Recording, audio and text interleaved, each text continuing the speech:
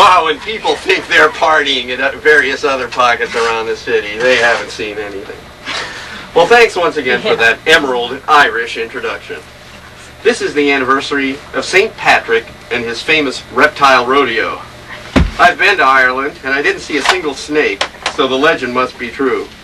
Then again, the snake population in train stations, pubs, record stores, and nightclubs must be pretty low anyway. The patron saint of all things Irish notwithstanding, this is also the 10th anniversary of the S&M show, on the very same radio frequency you're now enjoying. It's hard to believe 10 years of this hell-raising has been allowed to take place week after week. It's also hard to realize that we're all a decade older, or some of us anyway. What has happened, world, local, and national events-wise? Well, in 1979, when these microphones first started ruining our weekends, things were very different. These United States had a president named Jimmy who had an incredible shrinking popularity rating. It didn't help that this commander-in-chief reinstated draft registration for 18 to 24-year-old males. By the way, that draft decision has never been reversed, so head to your post office, young man. This city had a controller named Kathy Whitmire. The Soviet Union had a general secretary named Brezhnev. For a while there, the USSR changed leaders as often as Nancy Reagan changed designer wardrobes. 50 Americans were being held hostage in Iran, and hundreds of Iranians in this country were getting their property and persons worked over by red-blooded Cro-Magnon patriots with axe handles. The voting masses were ready for a Reagan revolution. The years of the Reagan administration existed right alongside many of the same years of the S&M show. Is this a mere coincidence, or some type of evil, covert White House intervention? You be the judge. In her defense, Marilyn has never once fallen asleep during a broadcast. She never sold cassettes to Radio Tehran. Her circle of friends does not include third world dictators. Not once did Marilyn invade the Caribbean or bomb Libya. No programmers have been taken hostage, and only a very few cast members have resigned under a cloud of suspicion. Some things have not changed much on Marilyn's watch. Wimpy Democratic candidates get soundly thrashed in presidential elections. Right-wing fundamentalists still want to Christianize the United States and ban or censor anything that might be the least bit enjoyable or might provide someone, somewhere, with the right to decide things for themselves. The Scopes trial of evolution versus creation way back in the 1920s has been replayed in the courts, state legislatures, and public school districts. The war on drugs has continued to heat up with lots of suggestions that fall way short of solving any real problem. Urine testing at the job is all the rage, and fairness and accuracy join Fifth Amendment rights in the flight out the bathroom window.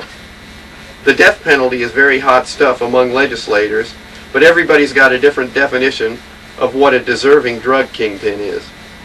The popular phrase, "just say no," is beginning to fade slowly in the western sky.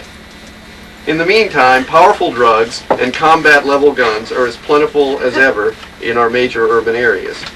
So much for the cowboy approach. Speaking of the cowboy mentality, the battle still rages on over gun control, and this month's focus is on semi-automatic weapons like the Uzi, the AR-15, and the notorious AK-47. The National Rifle Association is still headstrong against registration, waiting periods, banning military assault weapons and armor-piercing ammunition, and just about any regulation that prohibits John Q. Public from stockpiling a suburban guerrilla arsenal of mayhem.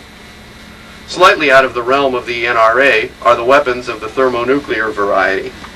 During the past 10 years, we've seen SALT II, START I, and the nuclear freeze movement with lots of rhetoric and little change.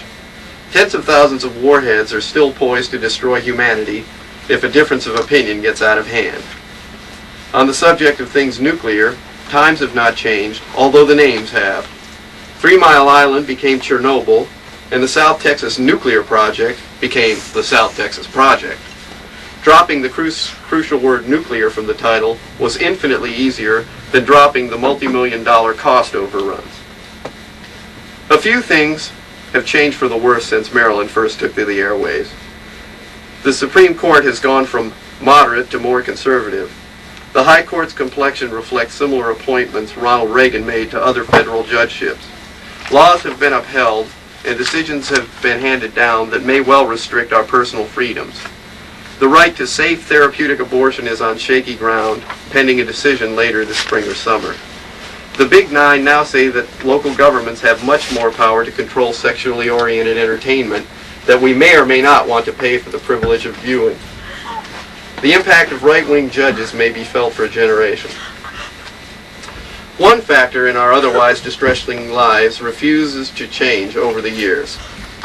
No matter how exasperated we may feel during the rest of the week, we still have that 3-hour chunk on Friday nights. Yes, my fellow citizens, native and naturalized, we have the S&M show to lift our sagging morale.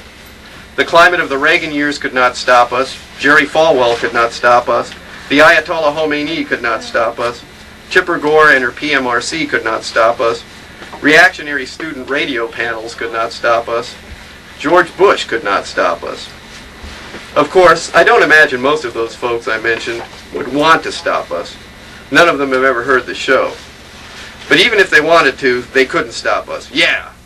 We can rest assured that smart Alex will continue to crack wise, insolent musicians will continue to grind their instruments and howl their upsetting lyrics, jaded jocks will continue to clue you in on the most rebellious entertainment venues in Houston, and snappy, enlightened pundits like the ones in this very studio will continue to put their unique spin on the issues of the day.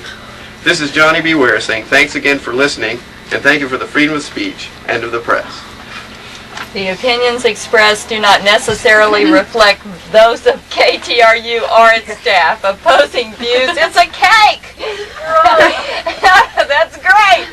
Opposing views may be mailed to the program director, KTRU, Post Office Box 1892, Houston, Texas 77251. All right! David had to have a hand in this. Wow, see this? This is David, the guy who puts toys in all your food. All right.